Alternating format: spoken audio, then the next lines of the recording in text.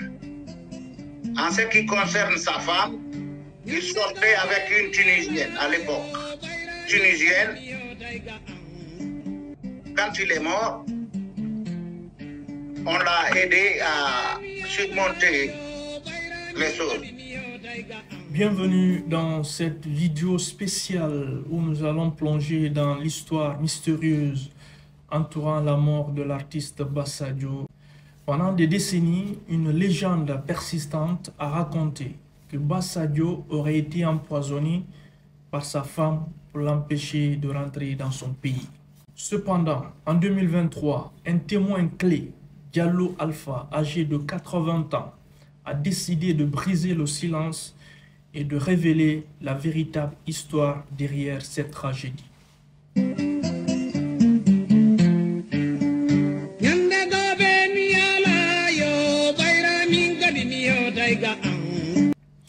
Il est crucial de plonger dans le contexte politique et social de l'époque. Les années 1970 étaient une période tumultueuse en Guinée, marquée, si vous voulez, par les politiques autoritaires du président Sékou Touré. Son régime avait suscité des tensions, des répressions et bien sûr des déplacements massifs de population, notamment vers le Sénégal. Les exilés guinéens se sont retrouvés dispersés dans différents pays, cherchant refuge notamment au Sénégal. Cette diaspora guinéenne en exil était caractérisée, si vous voulez, par une grande nostalgie pour leur pays, mais aussi par la crainte de revenir sous le joug du régime guinéen.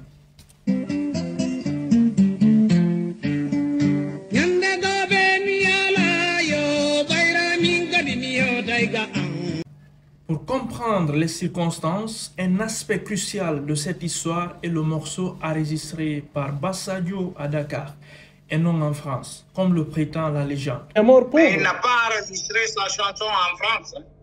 C'est à Dakar qu'il a enregistré ça. Il n'a rien enregistré en France. Moi, je suis technicien de son.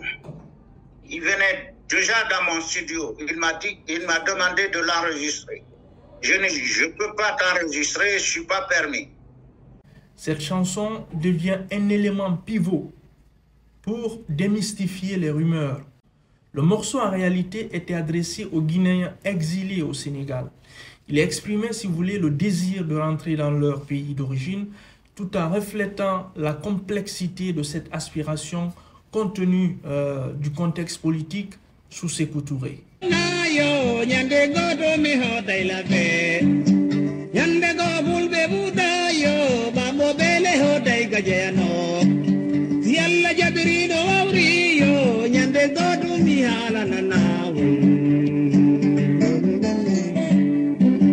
Loin donc de l'idée que la chanson exprimait le souhait de Bassadio de rentrer en Guinée, elle avait en réalité une portée plus large.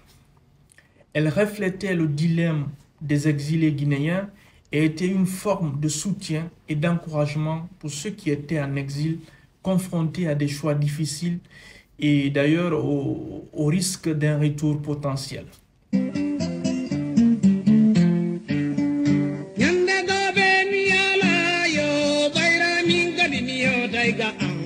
Pour comprendre les circonstances entourant la mort de l'artiste Bassadio en 1976, le drame du maquis à Paris est un élément clé dans la chaîne d'événements qui a conduit à la mort de l'artiste Bassadio en 1976. Ce maquis tenu par un Malien servait de lieu de rassemblement et de sociabilisation, s'il faut le dire comme ça, pour les exilés africains vivant en France. Il a eu un problème avec un certain Portopita. Il y a eu le premier problème, ils étaient en groupe dans un maquis africain, chez un Malien. Portopita conduisait Alpha Ba. Ils étaient en groupe, ils consommaient là-bas. On a poignardé Alpha. C'est donc dans ce contexte que l'incident tragique s'est produit. Lors d'une soirée au maquis, un affrontement a eu lieu entre plusieurs individus, dont un certain Porto Pitaba et Alpha Ba. Au cours donc de cet affrontement, Alpha Ba a été poignardé. Au cœur donc de cette histoire tragique se trouvaient deux témoins clés. Il s'agit bien sûr de l'artiste Ba Sadio et Diallo. Il y a eu ce problème, on a accusé Porto Pita. Il y avait deux témoins, un certain Diallo et Sadio, lui. Après quoi, ils ont arrêté Porto Pita et ils l'ont emprisonné. Ils l'ont relâché pour faire des enquêtes. Moi, à Porto Pita, je l'ai rencontré avec Sadio dans le restaurant de Diallo Malibu. Il m'a appelé, Porto Pita, il a appelé Sadio. Il dit, voilà ce qui se passe. Je dois aller en justice. C'est Sadio et Diallo qui sont les deux témoins. Diallo est mort.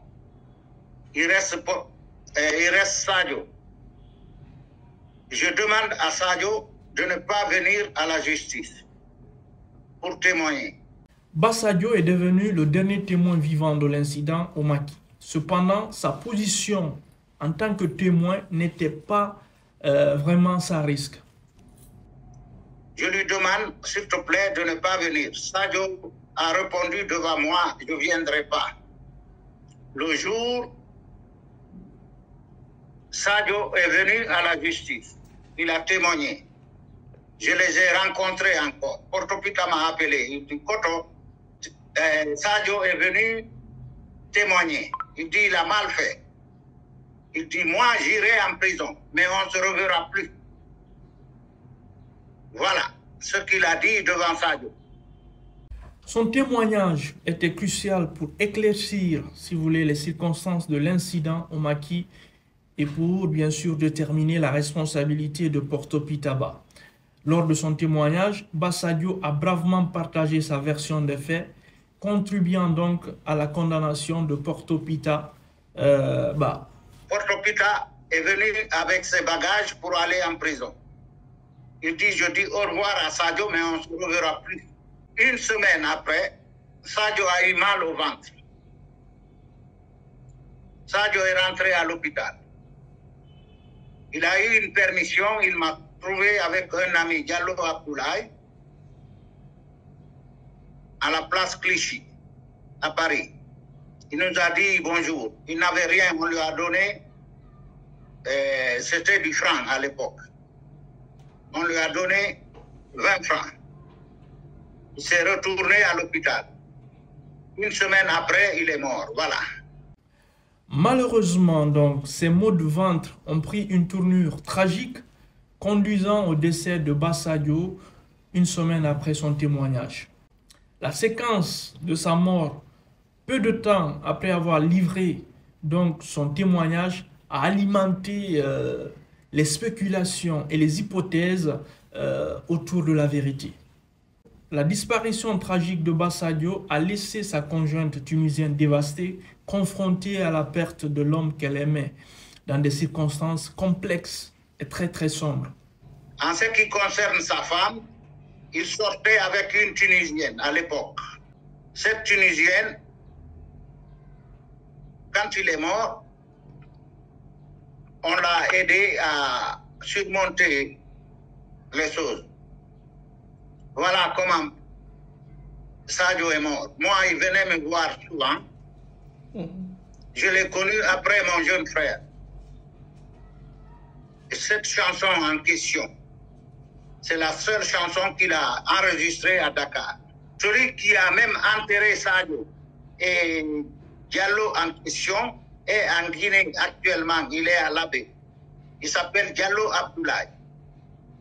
En conclusion donc, l'histoire de Ba Sadio, artiste guinéen, révèle une trame complexe d'événements, de rumeurs et de vérités cachées qui ont sans doute façonné sa vie et sa mort en 1976.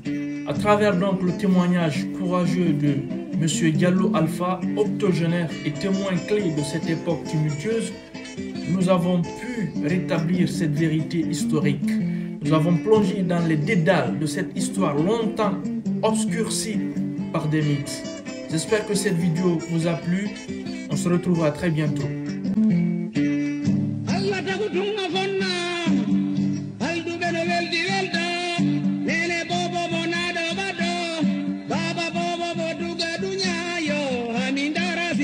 La